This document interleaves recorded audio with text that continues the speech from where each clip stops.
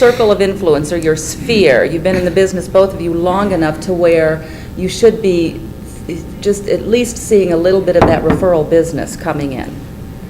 I had a lot of referrals last year. I hope the same will come back this year. I mean, we're coming through the end of the winter time where there isn't much activity, period. So, Right. but yeah, I had one former client that sent me 2 sellers last year and sold both of their homes in less than a week. And Yeah.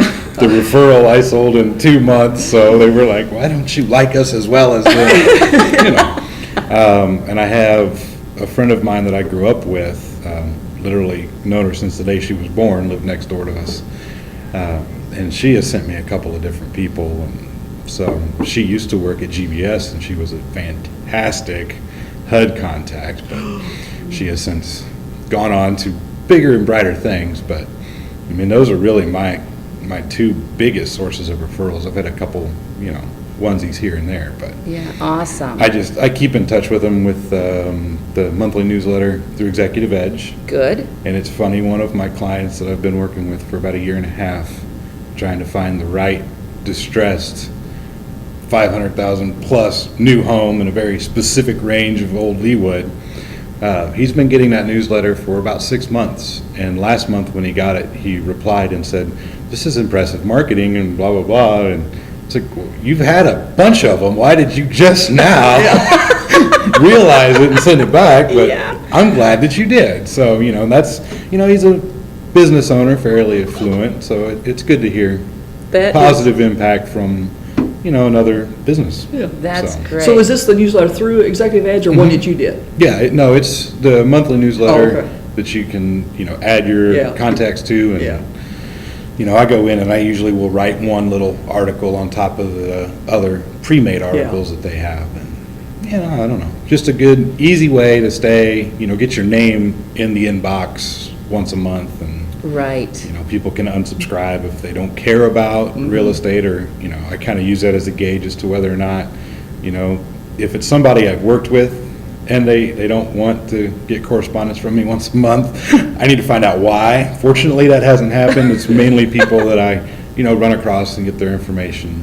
They maybe were talking to me to be polite, but didn't really care. So those are the only people so far that have unsubscribed, and really there's a lot of people I've put on there that haven't, so you never know when they might end up calling me. So. That's right, and that's just the importance of that continual staying in front of people with that constant contact and communication. And when you are sending those kinds of pieces out that have such value in them, I think people are really interested. You know, whenever we go anywhere, people always want to know what's real estate doing and what's the mortgage business doing. Right. You know, where are interest rates today? Right. So, Paula, tell us a little bit about just kind of how you've stayed in contact with your sphere over the years, and I know that you had a couple of them just pop up recently that you had sold to 5 or 6 years ago. Oh, yeah.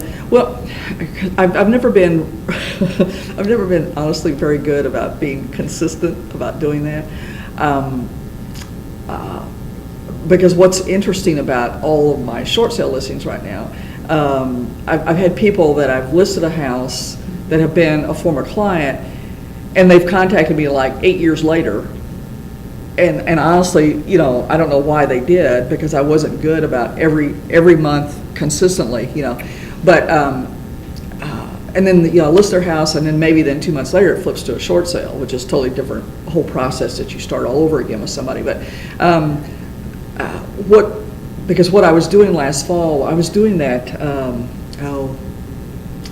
don't know what, I forget what Rick DeLuca was calling it, but it was that monthly mail out of. He had something about how to show your evidence of your success. Was that it? Yeah. Yep. I forget now. Yep, I think that's what it was. And I got off the track in December, and then have never gotten back on the track. But I really need to get that going again, because I've got all kinds of good news in terms of my short sales. They really do close. Right. You know, I mean, I've been lucky. You know, I've experienced the extreme in terms of closing in less than 60 days with somebody to, you know, 3 months, and even 3 months is pretty good given the lender that was involved. But yes, they do sell. Yes, you've got to have a certain kind of buyer under contract to purchase a short sale. Right. That makes all the difference in the world too. But Well, and you've been very good about communicating that message to your sphere of influence, because you've truly chosen the niche of short sale for Right. right now until for the next few years. Right. And that's what you're communicating to your sphere, and so they are hearing from you, and they're also able to gauge the market a little bit and stay up with it. And then the other thing that I did a couple weeks, well, it's not been quite 2 weeks ago, but I sent out a foreclosure intervention workshop postcard, 5/8 jumbo postcard, to 5 of the subdivisions in which I have a short sale listing right now, because I'm on this crusade, because people aren't being told the full story about short sales and the fact that there even is an alternative foreclosure.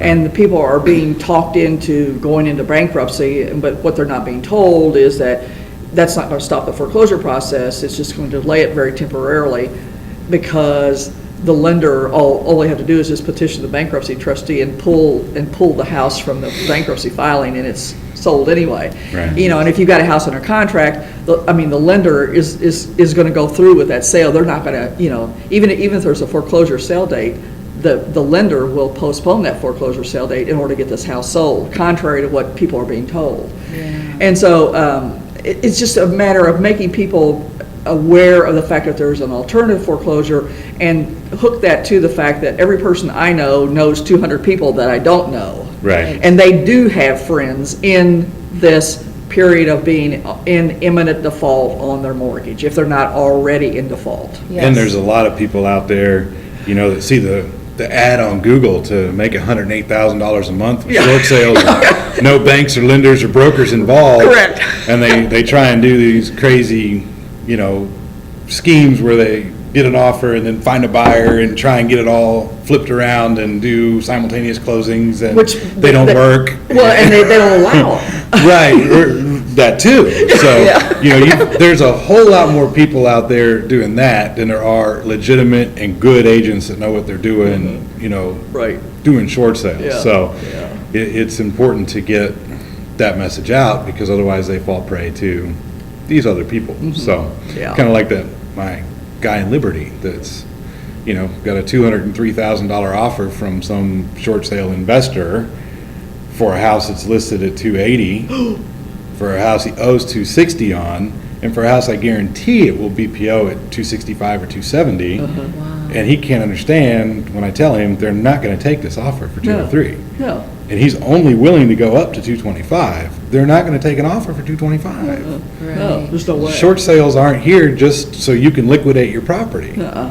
So, And they're not here just because you don't have any equity in them. right, I mean, that's not what drives a short sale. right. It's You know, just because you're in it, you may or may not have paid too much for your house X number of years ago, that doesn't mean that you're a candidate for a short sale. right. They normally sell right around market value. Yes, they're within 90% of market value. Right. It's a great, for somebody that bought, you know, 05 or 04, 05 at the peak, or refinanced 04, 05 at the peak.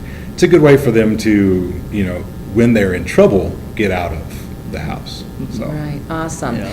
Well, let's direct our attention a